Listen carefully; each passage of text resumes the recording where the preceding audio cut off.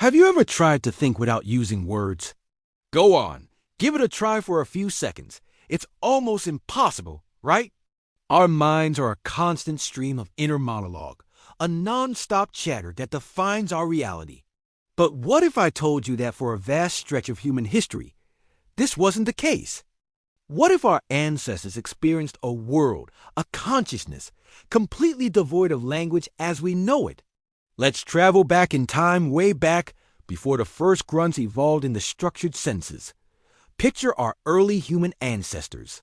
They weren't just primitive beings. They were intelligent, social, and incredibly aware of their environment.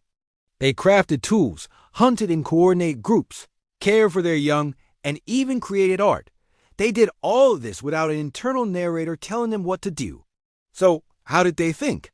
Their minds likely operated on a purely sensory and emotional level.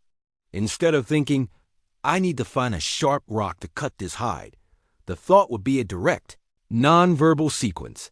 A feeling of need the mental image of a sharp rock, the sensation of its edge, and the intended action of cutting. It was a consciousness of images, feelings, sounds, and intentions, all flowing together seamlessly.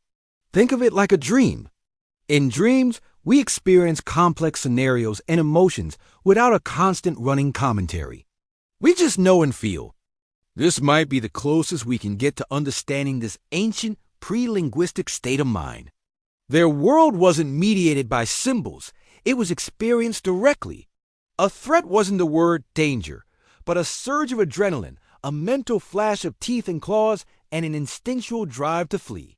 The development of language was arguably the most significant revolution in human history.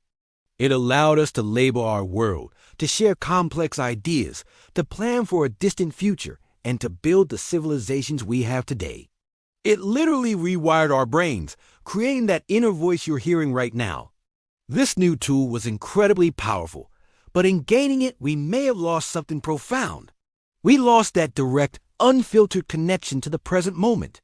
That ancient consciousness isn't entirely gone, though. We touch upon it in moments of deep meditation, when we're lost in creating art, or during intense physical activity when our bodies just take over. It's that state of flow where the internal chatter fades away, and we simply are. We become pure awareness, just like our ancestors, living fully in the here and now.